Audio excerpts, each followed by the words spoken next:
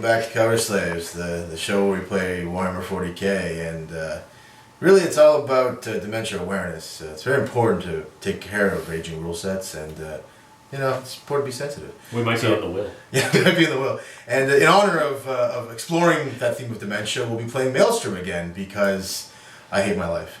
So you mean collectively, I'll be experiencing it by proxy. He will still not be playing Maelstrom. Well, it feels like it. So I don't know. Last time I didn't ship for a couple of days. So Clarence will be playing Raven Guard, aka Raptors, yes. and Eric will be playing Eldar, aka Monstrosity Madness. So there'll be formations again because we're exploring that theme of dementia. And what else can I say?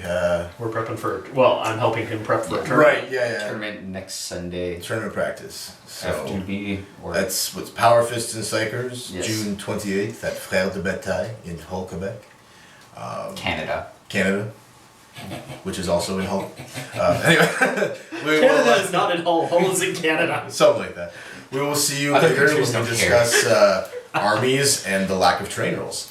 Alright, so for this tournament, they decided to keep their own headache simple and just go with everything's area terrain, because GW decided to tear out the rules for normal terrain.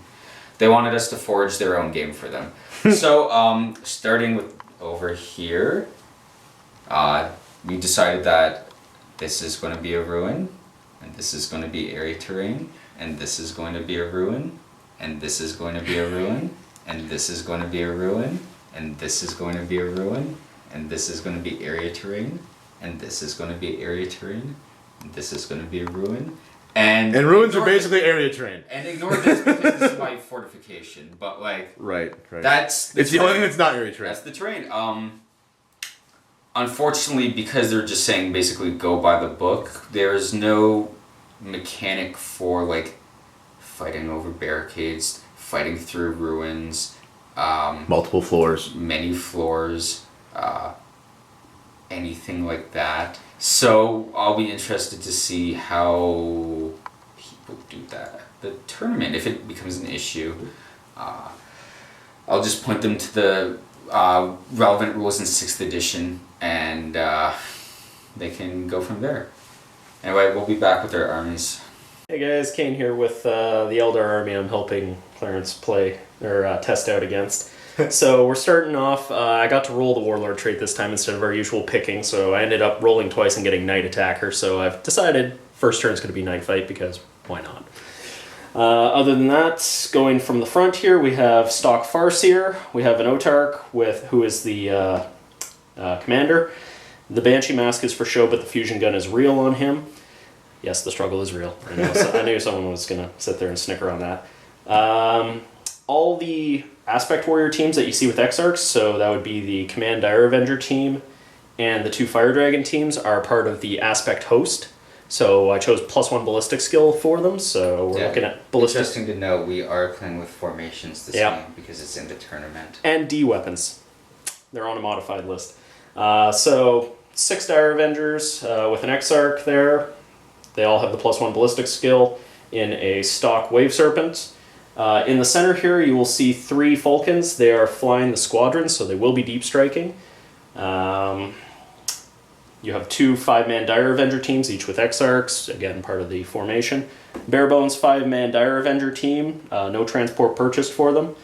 Barebones Night Spinner, 2 squads of 4 Scatterbikes. 2 Crimson Hunters on the flanks there, and in the middle is a Hemlock Wraith Fighter. For Psychic Powers, the Farseer went on Divination, got Prescience, Forewarning, Misfortune, and Scryer's Gaze. And the Hemlock Wraith Fighter, being a level 2, got Psychic Shriek, Shrouding, and Hallucinations. So that's pretty much it. We'll see how this goes, and I'll pass you guys over to Clarence. This is my 1850 Raptors, which are my Raven Guard paint scheme list for the tournament. So because I took Izadon because he's a gangster, he comes with Master of Ambush because I'm keeping it original and not going out of my comfort zone. So he's right there. Then I have my level 1 Librarian with Telepathy, and he rolled Hallucinate, so he's the Shriek man. I got 3 Gravicenturans with the missiles and the Omniscope. Got a Landspeeder Typhoon with the multi-melt and the launchers. I got the Scouts and the Landspeeder Storm. Got a Tech Marine and Thunderfire Cannon. I have Cyclone Launcher Storm Talon. Scorpius, Whirlwind Scorpius with the Battle of Kylek Ignore cover saves. I have 2 5-man tactical squads with Combi Melton Sergeant Melta Bombs and pods. 5-man command squad with plasma guns in a drop pod, and a Dreadnought with multi-melta in the Lucius Pattern drop pod. And also, because we have to deploy early for our tournament thing, I have a fortification way down there, and it's the Imperial Bunker, 55 points, that's it. Okay, so set up here, we have the Wave Serpent, which to Isodon, so we'll let Clarence explain that to you of why this is like this. Other than that, we have the 2 bike squads on the table, and the Night Spinner was set up here. Night fights turn 1, so we'll see what happens from there. Other than that, yeah, that was pretty much Eldar setup. Alright, so these are the Eldar's reserves. We have the 3 Falcons there, deep striking in, with the 2 Fire Dragon teams and the Barebones 5-man Dire Avenger team. And then, of course, that have to be in reserve there, we have the 2 Crimson Hunters and the Hemlock. This is Raptor / Raven Guard, whatever, bird of prey deployment. On the Hammer and Anvil, I got my nice little fortification there with the objective. I got a Scorpius lurking behind it. I've got my Scouts over here, scared of the scattered bikes. And I got another Land Speeder over here, also scared of the scattered bikes, and the reinforced Tech Marine building there with the Thunderfire. And before the game started, but after all the Scouts in deployment, used the Isodon Infiltrate, Isolate, and Destroy, and targeted his Wave Serpent, did D3 Haywire hits. And I didn't roll a 1, so it got haywired, and it's an advantage off the start. Doesn't count as first strike or anything like that, which is the modified first blood we are using for this tournament, but would count for kill points at the end of the game if that was the case. And I believe it is, because it is kill points. It's the Scourging, something yeah. like that.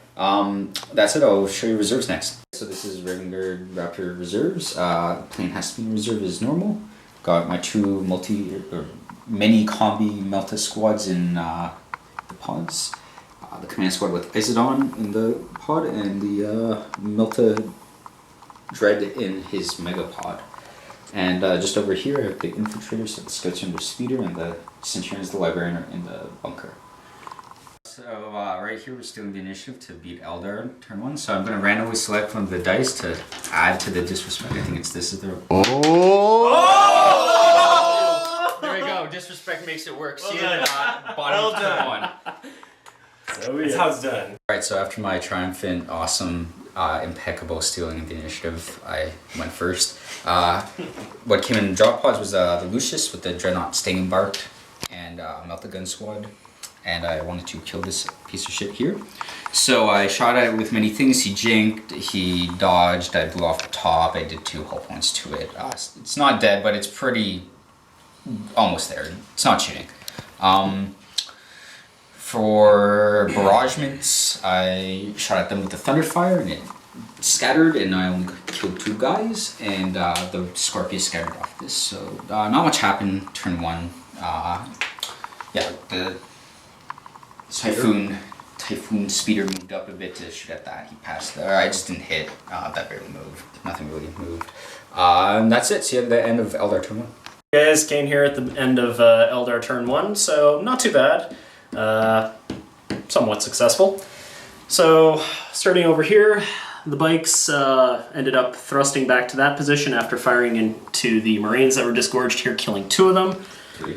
No, the 3rd one was killed by Dire Avengers. So they got 2 of them, not too bad.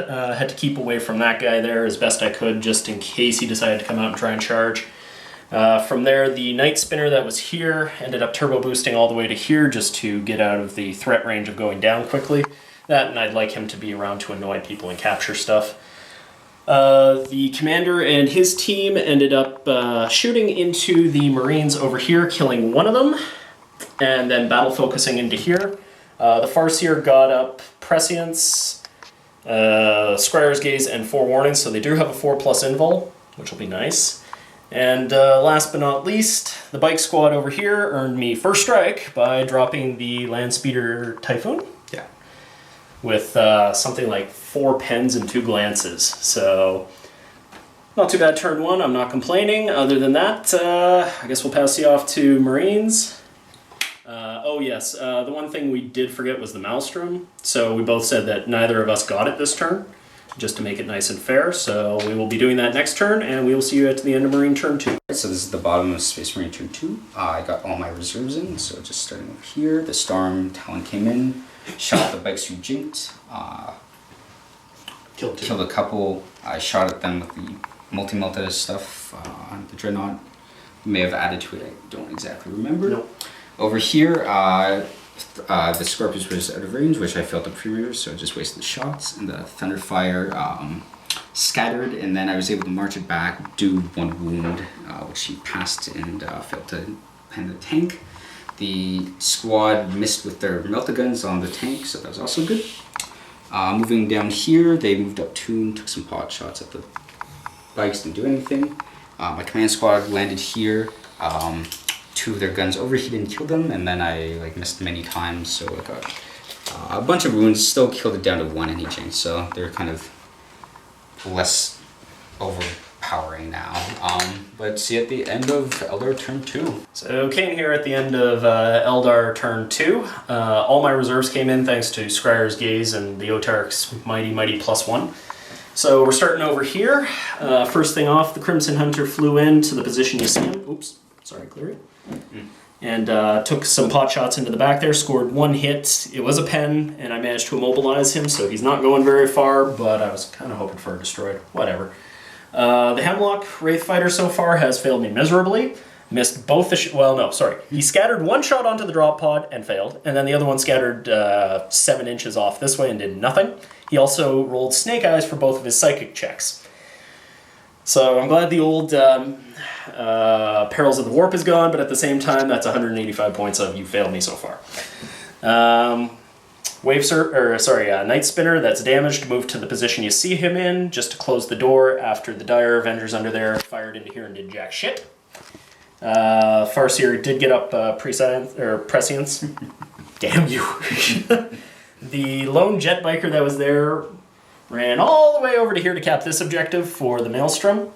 This Crimson Hunter shot down the Storm Talon in a flurry of stupid anti-flyer firepower. The jet bikes are over here. They just moved over to get further away from the Dreadnought because I didn't know he was going to get immobilized, and unloaded into them, doing nothing.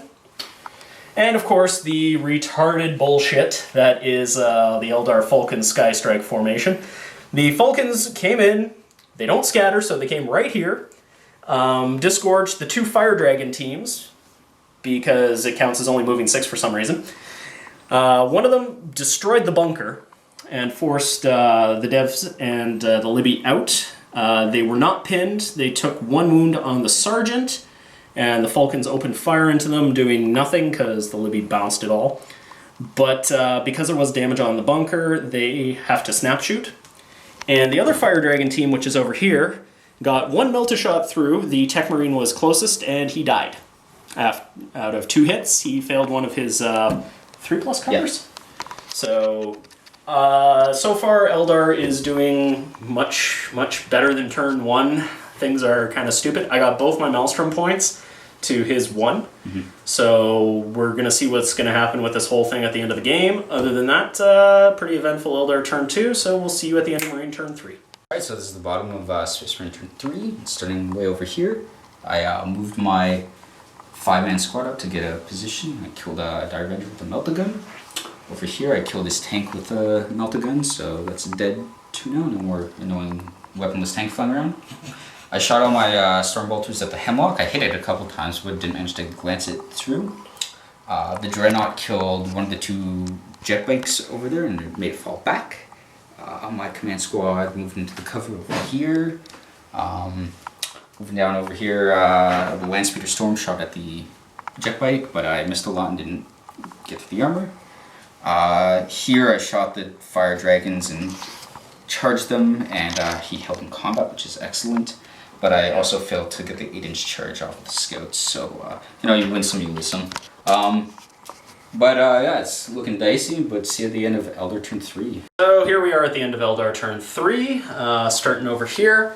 So the Hemlock, once again, is proving he's a powerful psyker by failing all of his checks. He opened fire into the command team. I didn't realize they had shrouds, so one of the templates hit a guy, and he passed the 2+ cover. Huge surprise there. Over here, Crimson Hunter came back to pop one of these guys, but he went to ground to save the sergeant, so they're pinned at least. Over here, he went to ground to save himself from the Otark's Melta, so pinned himself again, did no damage. My one scatter bike that was fleeing rallied, and I moved him into this place after he fired into there and did nothing, so whatever. Moving over this way, this bike popped out, fired way down here at the speeder, got one pen and managed to immobilize him. Crimson Hunter here opened fire into the side of the Scorpius and put a glancing hull point on it. The Falcon team that's here opened fire into the scouts, reducing them to 1 after making them go to ground. So a lot of pinning stuff this round. And the fire dragons that are over here hopped out to the extreme range, opened fire into the front of the Scorpius, and stunned it with a long shot. So all in all, not too bad. A lot of Marines are dying. There's still a lot of drop pod. Oh yes, sorry, I forgot the combat here. Huge surprise, the last fire dragon died. So a lot of Marines are going down. His backlines are pretty beaten up, but he still has the dev sense, which are now free from combat. So we'll see what happens there. We each got 1 Maelstrom point this turn. Mine was holding objective 2, and his was keeping units in my deployment zone. Huge surprise he'd get that one with 6 of them. So other than that, things aren't going too bad. So we'll see you guys at the end of turn 4? Yeah, turn 4. Alright, so this is at the bottom of Space Marine turn 4, I believe. Starting over here, they snapshot at this plane and missed. He shot at the biker and missed, and the drop pod finished the biker off, so that was useful. The Dreadnought shot at his plane. He declined to jink because, what's the odds of rolling the 6? Of course, the 6 was rolled on the multi-melted, and I did a hull point and shook it. Yep. Over here, I shot with the command squad at the Hemlock, who elected to jink, which is really the best result, regardless. Moving on down, over here I shot them and charged them and did stuff and did a total of 5 hull points. So these each only have 1 left that has 2. It's pretty much it. A lot of her stuff's dying, fairly mutual death. But we'll see what happens on Eldar turn 4. Hey guys, Kane here at the end of Eldar turn 4. So starting over here, the Crimson Hunter that was stunned, so locked, had to fly off the table, which he did. No problems there. The Hemlock that was here came all the way over to here after doing the, whatever it is, zooming, or I forget what the actual term is, it doesn't matter. Over here, the command team, getting sick and tired of these guys, got Misfortune up on them, shot them, killed 1 with a Melta, and then charged and killed the last 4 in combat, and then consolidated back to where they are. So, nice in here. The bike over here was originally here, shot down the lane, and finished off the speeder. Dire Avengers hopped out of their vehicle, came over to here, popped a shot into here, and managed to land 1 more wound on the dev sense. Tank fired at the scout, but snap firing missed and did nothing. Huge surprise. The Fire Dragons, which are under here, don't worry about that, popped out, came to here. They were about 4 inches from the building. Opened fire, killed 2 of the dev sense, so the sergeant and a regular one, and then battle focused back 5 inches into here. The other 2 Falcons, since they were jinking, decided to abandon their comrade and end up turbo boosting over to the position you see them in. And the Scorpius was finished off by the Crimson Hunter in the back ranks there. So, a lot of damage happening to the Marines at this point. I've still got a lot of them in my deployment zone, not a huge amount I can do about it though. And Maelstrom, we each got 1 point off of that, so far things are, I think, looking good for the Eldar, but it is kill points, so we'll have to figure that out at the end there. So other than that, we'll pass you over to Clarence or Clary for Marine turn 5. Quick addendum here, guys. We forgot that the Devcent and the Librarian were still in combat with the immobilized Falcon, so Meltabomb finished it off. So this is bottom of Swiss Marine turn 5. Over here, I shot with the drop pod, killed a guy, and sorry, not that drop pod missed. This one put a wound, I think, onto the Autarch, and these guys, only one was in range and killed a Dire Avenger off. Moving on over here, not much happened. They shot at them, killed 2, and I filled my charge, and that's about it. So see you at the end of Eldar turn 5. Came here at the end of the game, turn 5 for Eldar, and as I said, end of the game in general. So starting over here, the Crimson Hunter, sorry, we've pulled off most of the markers and wounds, but either way. The Crimson Hunter here came back on, shot into the rear, and finished off the Dreadnought. Second Crimson Hunter, which was over there and shot the Scorpius, polished off the drop pod, because we're going for kill points. The command team here blew up the drop pod here with a fusion gun hit. So that was good. Bike over here had no target, so he just ended up capping the objective here.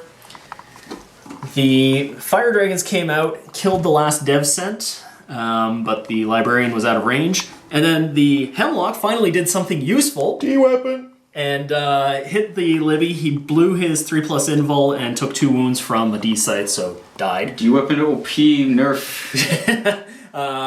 And interesting point, he finally got a Psychic Power off, Psychic Shriek, and rolled a 5 against Leadership 10, so did nothing. Dire Avengers just moved into position there. And the Falcons finished off the Scout under there with Scatter Laser Fire on the first one. So, as I said, this is the end of the game. Do you want me to do the points? Yeah, okay.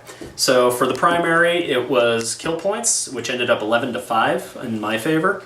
Secondary, Maelstrom, I got my last 2 to his nothing on the last one, so it ended up 8-6. And for the tertiary, so First Blood, Warlord, all that jazz, I had First Blood, or First Strike, I guess they're calling it for this tournament, and a Line Breaker to his Line Breaker, so 2-1. So all in all, if this were a tournament, I would have ended up at top points. So we'll be coming back to you with the post-game show, I guess. Hi there, and welcome to our post-game show. I, as always, am Crabblesworth, and I'm here again with Clarence, aka Ski Mask Mohawk, aka Clary, and Eric, aka Kane, aka Eric. You just watch them play what apparently is called 40K. So, let's start things right off from the get-go. Clarence, can you give me your epic fail? Probably the Scorpius, because it missed its shots a lot. I don't know, the Barrage, like, in general, missed their shots, unfortunately. I can see that. Did it get anything? Or? No. I killed an Avenger, I think, with a Barrage shot. But Thunderfire got him. yeah, I meant from the combined effort. Yeah. Combined effort of the 2 barrages, a Dire Avenger was killed. Working hard. True. Maybe a biker too. I might have killed a bike when I marched. I might. It's a possibility. I think you might have. Yeah. Yes, So yes, Scorpius. you did. You got... For sure, Scorpius. Probably for sure, yeah. Okay. Probably for sure. Eric, what was your epic fail? Actually, the Scorpius killed some fun. Epic fail. I would like... See, I don't like putting epic fails on things that died first, simply because they drew a lot of fire. Yeah. So, my honest epic fail, I'm going to have to say, was the Hemlock, simply because he got 1 out of 5 psychic powers off. He's not a multitasker pilot. No. Well, I was testing him out, and Clarence is facing off, or prepping for a tournament, so I wanted to bring D, just to see what it was. He did end up popping the Libby at the end, but that was his only kill of the game. When it didn't really matter either. Yeah, Like, well, because I had so much pointed at that Libby Yeah. that I had a feeling it was going to die anyway. Mhm. But I would have to say the Hemlock. He scored 100 out of his point total of 185. So. Yeah. Yeah, it makes sense. Clarence, what was your MVP of the game? Probably Isodon, just for Yeah. I can see his that. special rules. Bias. Awesome. Yeah. Threw some wounds around too. Yeah. Shot some bolters. I don't know, like everything did like competently-ish. The command squad kind of flubbed at some parts. Like Well, it could have been better all around in some areas, but actually no, it was probably the grab sense. Then they just like held down the fort back there. Yeah. I guess. Yeah, you got a Fire Dragon squad with them. You finished off a Falcon, forced you to get the hell They out did of there. like They did work. the majority of the hull points on the Falcons. Like Oh, yeah, like definitely. 2 left out of your starting I had 3 hull points 3 left. out of your starting 9. Yeah, so they did many hull points to Falcons. Eric, your MVP, sir. Oh, fuck. Most valuable player. Or probably a Crimson Hunter. The Crimson Hunters combined did a lot of damage. But saying that, so did the Fire Dragons. Because, I mean, the one Fire Dragon Yeah, at that the team, squad I did would have to say them. They got the Thunderfire, they put a couple hull points on the Scorpius, they finished off 3, they killed all the Devsens, minus 1 wound. And in general, they just kept popping out, causing trouble, causing damage. They definitely did it. But again, besides that Hemlock failing, most of the army did what it was supposed to. No. So, I still think it's weird with the Hemlock. We'll have to figure out how, if there is even LOS, if it's an issue or not for the powers. Yeah, it's really strange. I'll tell you what, when you're dealing with me, I'm going to keep it in the front arc only for any Witchfires coming off of that thing. Yeah, because Simply- Witchfire is different than the others. Yeah, simply because could see it coming from the cockpit area. Yeah. And for anyone who wanted to argue, well, the cockpit's on top, it won't have line of sight. Technically, it also does have the mine For the shatter tournament, lines. too, it's 180 anyway. Yeah. So it's like, Well, it's 180 degrees off the front, so I would say in most cases. But again, you get blessings and maledictions, which can hit anywhere. Yeah. You don't. and have the thing to is, have they'll say they need line of sight unless the specific power says it doesn't. So that's the confusing part. Is it's like, well, I'm in range, but can I? Is it hull? Is it Yeah. like cockpit? What is it? Yeah. Well, again, I think the only things that really require line of sight are witchfires of any kind. No. Everything, no, it says you need it unless it says you don't. Yeah, for okay. malediction Yeah. blessing. It's like in a separate slot. Which is also kind of arbitrary too, because some of the Yeah. powers, the way they describe them, it seems kind of indiscriminate. But Yeah. C'est la vie. Let's do thoughts on the game. Clarence, 2 minutes or less. Thoughts on the In game. our like pre-post game chat, I realized that the Maelstrom objectives like threw me off from the kill point victory condition at like this on turn 1. So I instead of killing his squad, those were 3 victory points and would have gotten Warlord and put the down. pressure on the backfield. I went to kill his fast moving stuff because it's like, oh, gotta kill the fast stuff for the objectives, and could have definitely put me on the advantage at the start. He would have had to kind of like scramble to catch up off of there. So there's that, and just that made me play the turn 1 differently. Other than that, there wasn't really too many mistakes. There was some like unfortunate rolling that could have been better, but that always happens, right? Like the barrage could have hit, the Tech Marine could have passed a save, like. I could have failed us 5+ I scores. could have not overheated many times with the command squad, many things, but on the flip side, I also could have not killed his Wave Serpent with Izadon. I could have not stolen the initiative, Yeah. Your reserve rolls could have gone worse too. The reserve rolls, his were fine. Oh, No, mine- I mean in my game against him, he couldn't get a lot of stuff in or kept getting bounced back because he missed out. I would have preferred if the plane hadn't come in with my reroll to it, so it didn't get schwacked out of the sky. That's what happened in our game too. So, when it's 3-1, it's almost guaranteed. If they want it dead, they'll make it dead. So. To be fair, the Hemlock can't shoot flyers. No, but but still 2-1. I would have hoped Yeah. maybe trade planes. At Yeah, that exactly. Point. Plus, the sheer amount of shooting from one plane to Yeah. 4 shots. Or Well, the Crimson Hunters are made for killing flying yeah, they're vehicles. fantastic. So. But yeah, so that's should have played for victory points at the confusion of the many objectives, because or even kill points. yeah, that's what I meant by I know. I'm being a stickler. Eric, 2 minutes or less. Your thoughts on the game, sir? It was interesting. The Maelstrom really kind of threw it off there, because I'll be perfectly honest with you, I forgot it was kill points up until about turn 3. Yeah. Oh yeah, for sure. We both it was okay, we'll kill the shit that's the home base unit on the objective. For the first 3 turns, I was thinking it was Crusade because the objectives were down. Yeah. And then the Maelstrom was just I needed to hold different objectives. Yeah. And then it was at the end of turn 3 that it dawned on me that it was, oh shit, this is kill points. I better get back here and start dealing with this. Actually, the kill points, I was keeping track of them, and up until like the end of your turn 4, we were... Yeah, we were fairly even. Yeah, we had the same amount, because like I was like getting low on squads, but you hadn't actually succeeded on killing things, and there's like the big like pile up of falcons and things there. The death threats, yeah. I was like gearing up to assault with scout and like centurions, and it could have swung either way at that point too. Yeah, it was another potential area, but yeah. So long story short, it was a good game. Don't get me wrong. I enjoyed the game. I tested out a lot of stuff that I don't normally use because you want it as hard as I could bring, or as hard as I thought I could bring. But really, yeah, the Maelstrom threw me off. But other than that, it was fine. The one Maelstrom. Like, some of them are bad. It's like, hold that objective, hold this objective, maybe kill a unit. There's the one that we both rolled a lot was have 3 units in your deployment zone without any enemy scoring units. We both have a shitload of, like, deep striking and high movement things. Yep. Generally, that's the better tournament armies that you have a lot of maneuverability.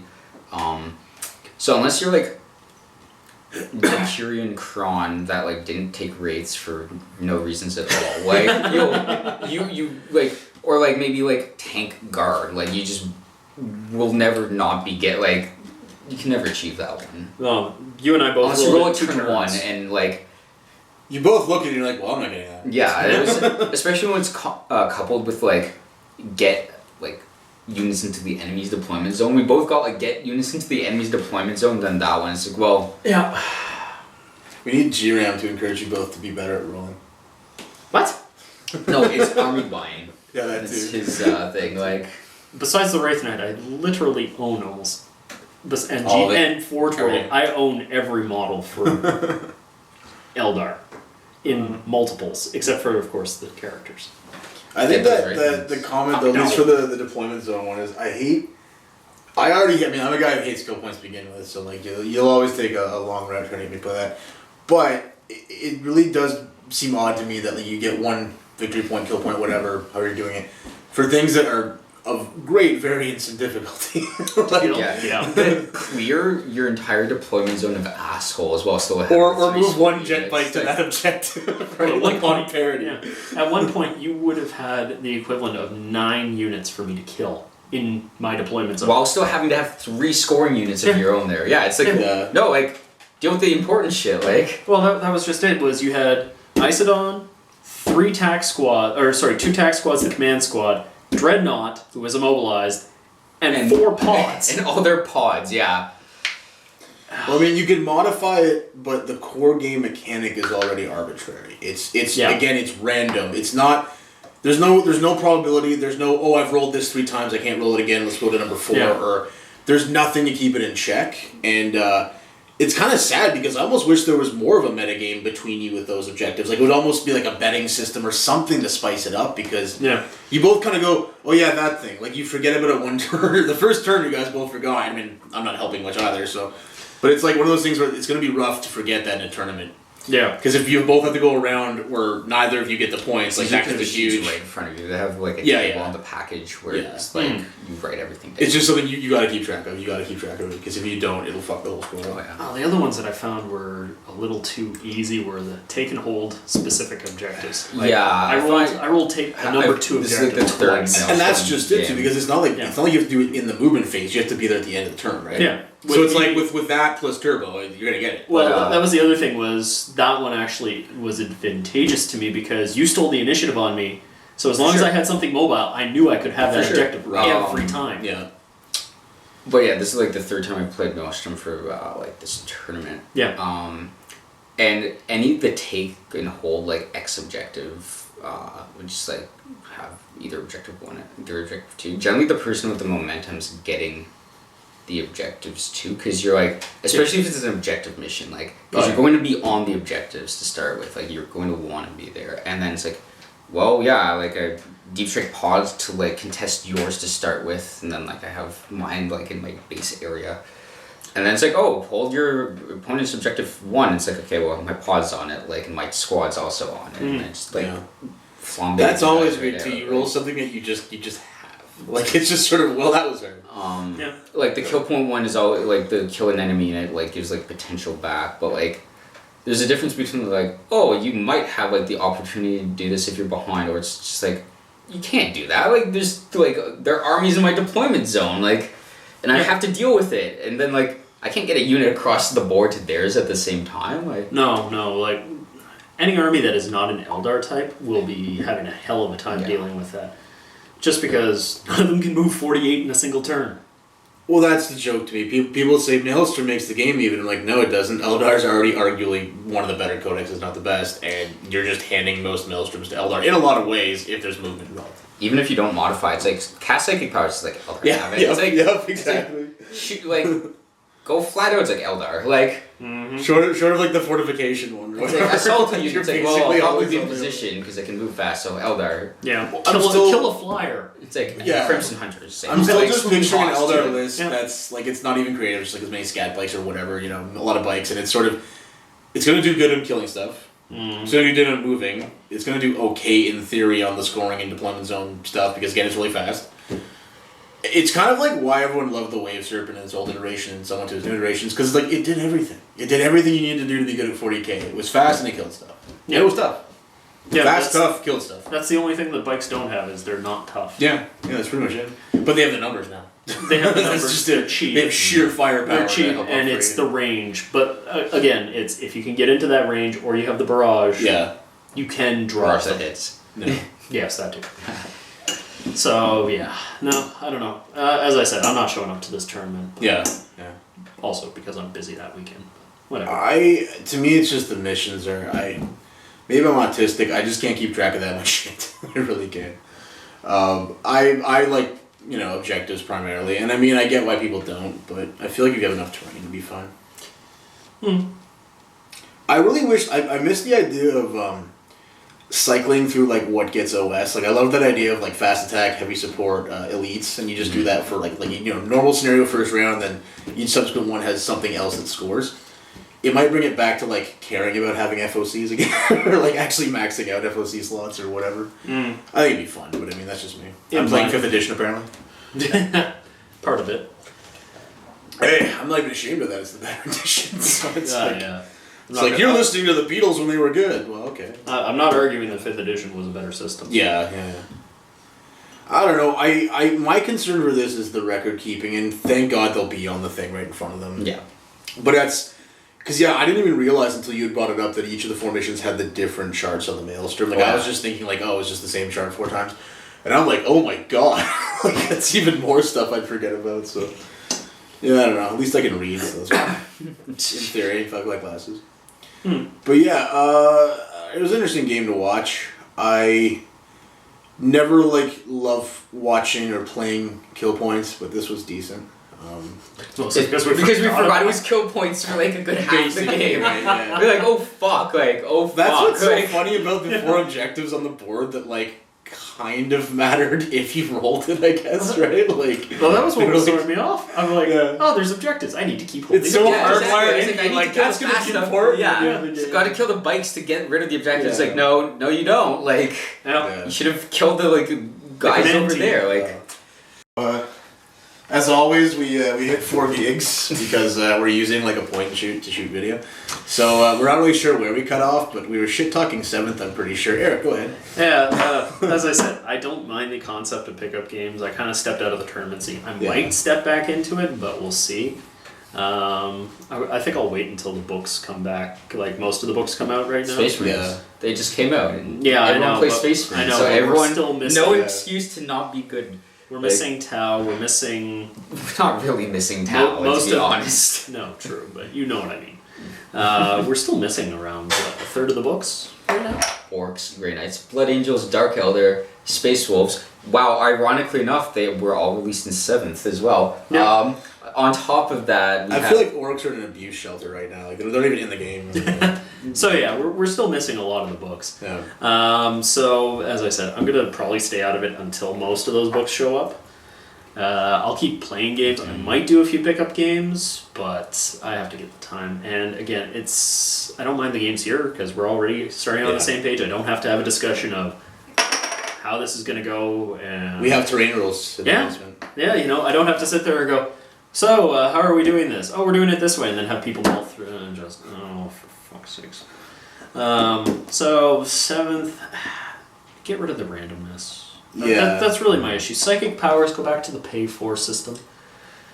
And even with psychic powers, go back to like it not being as like overwhelming. Like the 5th and 4th ed style work fairly simply. Like they were, but again, it was my only issue, and this is my only one with 5th, was the psychic powers were if you faced an army that had psychic powers and you didn't, you were at a major disadvantage most of the time because the psychic powers you were dealing with were very crippling. Yeah. But like I would ask, this is different. Like that exact description is different in this case. How? It's not.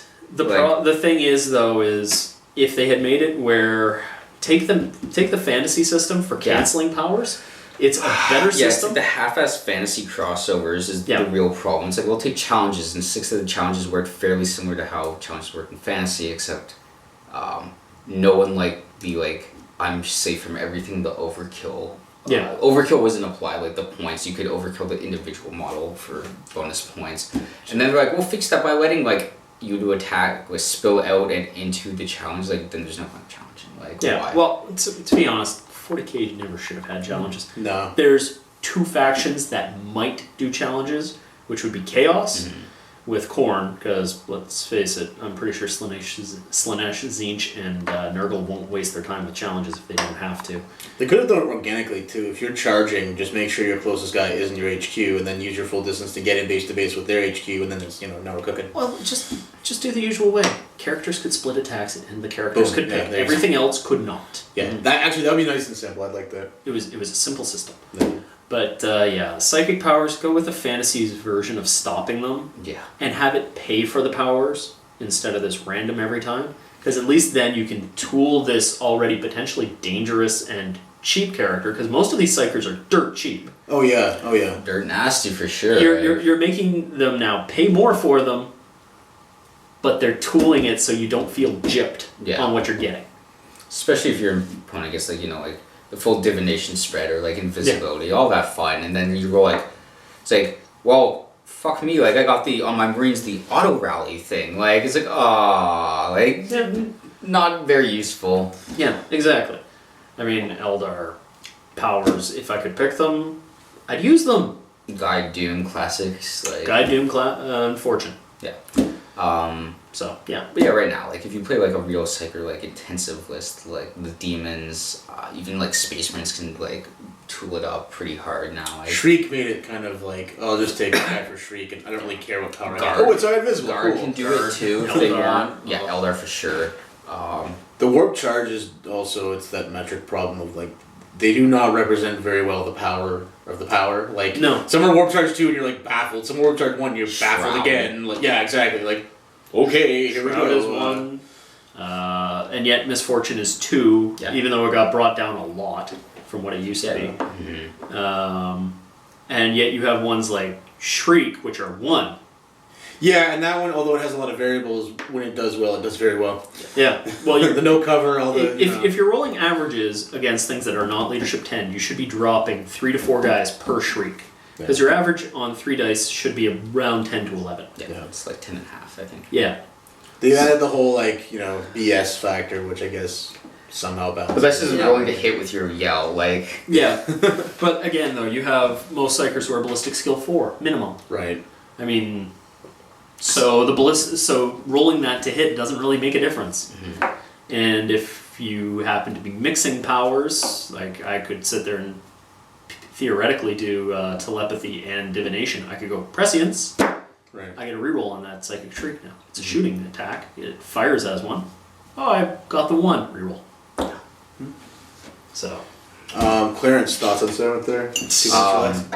My favorite part of 7th is under the most important rule is it tells you to create your own drama. So obviously I think not agreeing with your opponent is the best way to go. Of course. To create the drama. It's still under the most important rule. Good stories need tension. Yeah, I mean not drama. Possibly knowing the rules better than your opponent and telling them they're wrong on the rule. Always a surefire way to create drama. They really don't like not being right. Good point on this one. We had minor in the game there with the disembarking. Oh, yeah, that's for sure. Searching for 15 minutes to find a one-sentence It's very statement. well hidden too. Yeah. Or like potentially game like is the vehicle squadrons like Oh, if yeah. that had like had an impact, it would have been like fuck me. Like I didn't want to give up more victory I'm still points. wondering like, why they bother because they've destroyed the FOC. What are squadrons really doing to keep anything in check?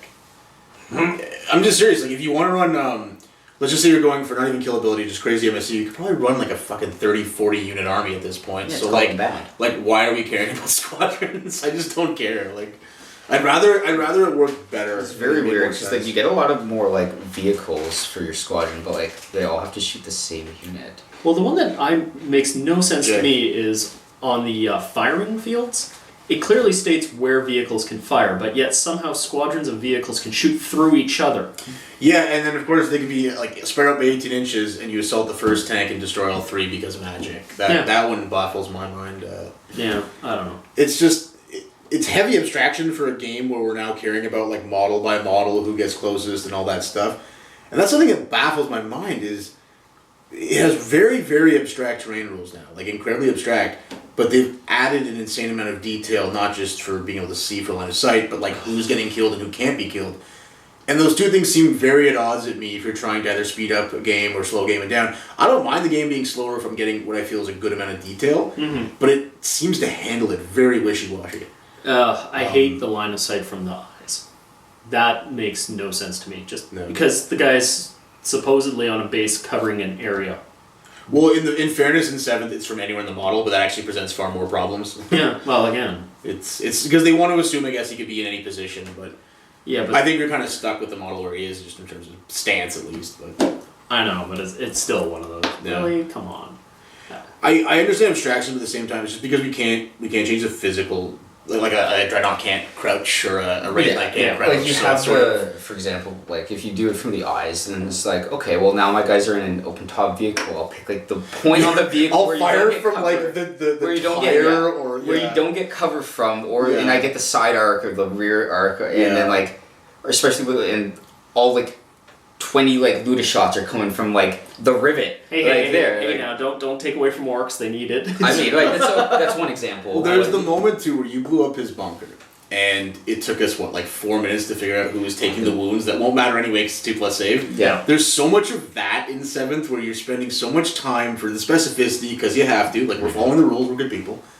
But it doesn't really add up to anything. Like it's sort of that was good that we handled that textbook, but it didn't really change anything. No, like it's someone just took a wound. I don't know. Yeah, Yeah, your exactly. sergeant ended up taking a wound and then getting gunned down by Melta. Right. But no, that turn they tanked all the shots. No, Actually, yeah. that well, they didn't get shot by Melta on that one. They got shot by the Falcons. The other strength 8 high AP. Yeah. Millennium Falcons. But it was just a matter of it had no impact on things, the long term. No. Well, 7th edition is what it is. Yeah, I guess. Make a game. Can't wait. Codex Wallet. Next year, 8th edition's coming out. Yep. Yep. So, which book are we voting on? Will be the last one out and get 2 months before the new rules come out, and invalidate half its shit. They'll probably just make up a new Chaos. faction that Chaos? doesn't have an HQ, so Pure you can't chaos. take it. I could see that. Which you can always take it. Oh, but of course, It's of not course. as a combined arms detachment. Right, right. I could see Chaos or Dark Eldar. I could see one of those two. Dark Eldar already got a 7th ed one, so they're not getting a re-update. Oh right, I'm sorry, I forgot Yeah, about that. they got worse, so like Yeah. it tends to They slip had to the bring them line, in like, line and give them no D I'm weapons sorry, or no I- super I- enemies No or one of nothing. war, no like mega formation. No ticky, no shirty. detachment, like, I keep forgetting that Dark Eldar got the update in 7th, and just I keep forgetting Orcs got the update in 7th. huge surprise there. got the I shaft know. to 7th. Remember when like, knobs were like things you'd see on a board? That was Yo, knob bikers, like Yeah. better nerf the fuck out of Non them. bikers. And shooter boys, better make them go up in points. I 'cause- remember when Dark Eldar had AP2, other than like in combat. Yeah. Yeah, yeah. What the hell happened there? I rember. Well, they just wanted them to lose every game, so I don't know. Hey. I remember when Raven Guard were like not complete shit. Yeah. Why did they get nerfed again? Wait, you mean White Scars? Yeah. Raven Scars. We White all Guard. know every chapter in this entire game is either Ultramarines or White Scars, let's be honest. Clearly, come on Come now. on now. Yeah, I don't know. It's like someone back in 5th ed, like the GW designers, like probably got like infiltrated Shrike Terminator charged, like right off the bat. Like got sour. That was one of the few tricks from them that I loved seeing. I hated it against me, but I still gave kudos Were to it. sour from it. They're like, you know what, like fuck them. Like not only are we changing fleet, we're changing infiltrate, we're changing scout, coming in from reserves, anything cool, we're taking away the Vanguard deep strike. It's like, okay, it's like we'll give them stealth on the first turn and maybe scout on a couple units. The White Scars can do it better. Okay? Let me ask you guys this. Would this be a fair statement? I don't want to put words in either of your mouths. Sure.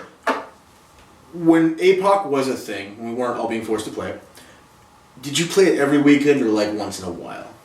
I think I ended up with 3 games of it. We already knew it was going to be kind of weird. Mind you, we actually had restrictions on it where it was things like... Because you had to. Well, the few games that I had, I think it was like 1 or 2 super heavies per side. And we all knew that it was the guard bringing the super heavy, so it was just like Bane Blades. Yeah. It wasn't anything crazy. I mean, yes, Yeah, we did have to change the, what was it there, the stupid outflank. Yeah, because that Flank was March, the the one that go-to. everyone asked always was Flank Yeah, March. and I'll admit that was my fault. Ha! On our What- first game. Realistically, No, though, like I had if you 3 could, games. you'd play 40k most of the time. Yeah. I think, play 40k most of the time. And I don't really have a problem with big games, but the logistics are there. And now it just seems like those level of logistics have been brought to like 1,850-point games. At times, at least, in terms of all the debating, all the getting on the same page. How are you playing that? How are we playing This that? one, where Clarence is a great player, he knows his stuff. I know most of my stuff most of the time. This one took, what, 3 and 15? Yeah, 3.5. we weren't being super efficient with their time, to be fair. Like, No. chatting up, taking pictures. We all were, stuff, but yeah. even still, 1850, assuming we cut out most of that stuff and magically knew every sentence in the damn book to find things. It would still take a while. I know most of them. And yet we had to look through the Yeah, book 3 man. times. Oh, yeah. Transports are not my thing. Like, And I we still don't hate have answers to transports. some questions. Hate transports. Like, But even with that, I still say this probably would have taken us 2.5 minimum Yeah. at the way things were Yeah. going. So that in an 1850 game, I mean, hell, we used to have 1,500-point games in like hour 15. hour and a half, maybe. Yeah. Like a fast 1,500-point game, you could even like pound out in like 45 minutes Yep. sometimes. If it was like a real stomperoo, like Yeah. So we kind of do miss Alicio Cavator, I guess. Just a little bit. Matt Ward. Matt Ward. No. There's nothing wrong. You compare like Codex Space Marines of 5th edition to like Codex Eldar, I will Craft give- World Eldar. We have no idea who wrote that one. Like, or I the will- Necrons. I will give him credit where credit is due. I think he is Oprah wrote the new acceptable. book. I don't have a complete hate on for him, but still, I miss a lot of the older ones. Hey, that haircut was fantastic. And the Oh. goatee, but I mean, Oprah writing the Space Marine book has been good for Space Marines because you get a Razorback and you get a Razorback. So we got to end it there, but we're still obviously critical people, not negative but critical. And we'll see you next time, where hopefully we can return to playing 40k. Have a good time.